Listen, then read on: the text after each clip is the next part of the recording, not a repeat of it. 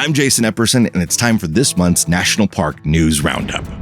The National Park Service has set some major budgetary goals for 2023, which it says should lead to a significant increase in recreational opportunities and improvements at visitor facilities, and will ensure critical moments in our shared history are honored and preserved. The Park Service will use funding from a couple of bills that passed in the last few years, like the Consolidated Appropriations Act of 2023, the Great American Outdoors Act, the Federal Lands Transportation Program, and Department of Transportation grants, and the Inflation Reduction Act to invest in the future of parks.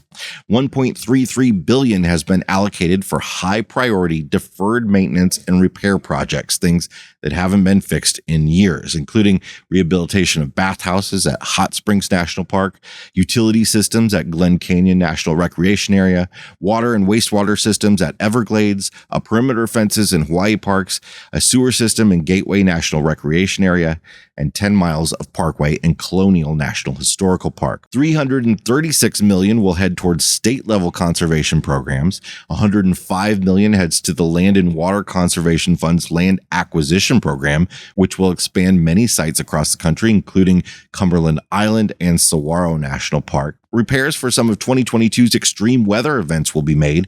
$1.5 billion will support continuing recovery efforts, including protecting giant sequoias from wildfire in Sequoia and Kings Canyon National Parks, repairs from flooding in Yellowstone National Park, a rock slide impacting the main road in Denali, and Hurricane Ian effects across Florida's national parks. The Park Service will also invest resources to prevent catastrophic impacts from extreme fire behavior going forward. This includes work to reduce emerging threats to sequoia groves to ensure the long-term viability of the ancient trees and protect them from future losses. Between 2020 and 2021, 13 to 19% of the world's population of large giant sequoias were killed by just 3 large wildfires.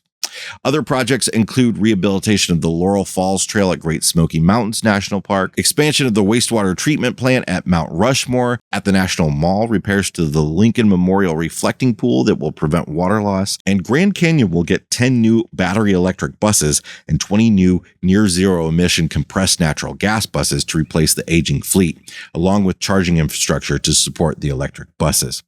The Park Service will also begin to hire new employees using $500 million in funding to support parks across the country, and their housing will get improved to help attract and retain quality staff. Firefighter pay will increase, providing for better recruitment and retention for wildland firefighters. More than 20,000 National Park Service employees care for America's 424 National Park Service units. An elderly husband and wife from Las Vegas were found dead in Death Valley National Park on January 13th, according to law enforcement. Paul Fisher, 73, called the county sheriff's office to report that he had just killed his wife, Mary Fisher, 72. Mr. Fisher stated his intention to kill himself and told the 911 operator where to find them. Fisher left a note in his vehicle which explained that his wife was suffering from chronic health conditions. On Saturday, January 21st, Zion National Park received a report of 2 overdue hikers. The pair attempted to hike the subway route from the top down on Friday, January 20th, but they didn't return as planned. In response, Zion sent rangers up the Collab Terrace Road to stage a rescue and prepare a landing zone for a helicopter from the Utah Department of Public Safety. The helicopter crew used forward-looking infrared to locate the hikers. They then lowered a rescue specialist who assisted the hikers into the hovering helicopter using a hoist. The crew transported the hikers to a waiting National Park Service medical team for care. One was dangerously hypothermic and transported to a hospital. That hiker is now reported in stable condition. On the morning of Monday, January 16th, a dead whale was discovered on the beach at Assateague Island National Seashore, an approximately 20-foot-long humpback. As a land manager, Assateague is responsible for carcass retrieval and ultimately disposal. Staff used heavy equipment to move it into the dunes to allow it to dry out prior to its eventual burial. Meanwhile, on the shoreline in Virginia Beach and the Outer Banks lately, monster jellyfish have washed up. Mushroom-capped jellyfish washed up by the hundreds at False Cape State Park and on Outer Banks beaches. They can grow to nearly a foot in diameter, and the bell inside ranges in color from white to yellow, blue, brown, pink, or green. They live in the Atlantic between New England and North Carolina. While they don't have stinging tentacles, they do have stinging cells in their bells and can cause minor irritation to humans. This episode is supported by ParkWolf, the ultimate app for visiting U.S. national parks. With ParkWolf, you can view upcoming places and amenities as you drive through the park, locate the nearest gas, food, bathrooms, and pullover points. ParkWolf's wildlife maps show you the best times and places to see or avoid wildlife, along with a feed of the latest wildlife sighting photos from the parks.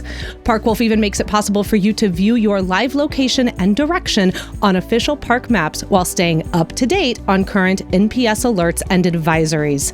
ParkWolf keeps working even if you lose service. To learn more, download the ParkWolf app for iPhone free from the Apple App Store today. The Chilkoot Trail has been designated a National Historic Trail. This unique distinction is held by only 19 other trails throughout the country, including the Oregon Trail, the Iditarod, the Lewis and Clark Trail, and the Pony Express. This adds to the prestige of the Chilkoot Trail that has been previously designated as a unit of the Klondike Gold Rush National Historical Park, as well as being recognized as a national landmark. Quote, "This distinction empowers us to further share the stories of not just the gold rush, but the unique cultural and natural landscapes that set the stage for this event," said Angela Wetz, Klondike Gold Rush National Historical Park superintendent. To celebrate, the park intends to hold a ceremony later this summer when the trail reopens. The U.S. side of the Chilkoot Trail is still currently closed due to severe flood damage sustained in October. The Park Service is striving to open the trail to public use by August. A federal judge ruled Monday that the U.S. will cough up more than $10 million in damages to the family of Esther Nakajigo after she was killed by a large swinging gate at Arches National Park in 2020. Attorneys celebrated the decision, saying it was the largest federal wrongful death verdict in state history. The 25-year-old Ugandan human rights activist and her husband were on vacation just months after their wedding. A metal gate that was normally secured with a lock was left untethered, and gusting wind flung the gate hard enough to slice through the passenger side door of their car, killing Nakajigo as her husband sat in the driver's seat. Finally, how would you like to run the tavern that was a favorite meeting place of the Founding Fathers and unofficial meeting site for the First Continental Congress? Independence National Historical Park has issued a request for proposals to lease, operate, and maintain City Tavern, a 15,000 square foot restaurant facility located in the park. All right, it's not exactly the original. It was raised in 1854. The National Park Service built a replica of the building in 1975 as a working tavern. City Tavern was operated for many years as a colonial-themed restaurant with American colonial-style foods. That's it for this month's National Park News Roundup. Please hit the subscribe button and make sure to find us each and every week. Thanks a lot.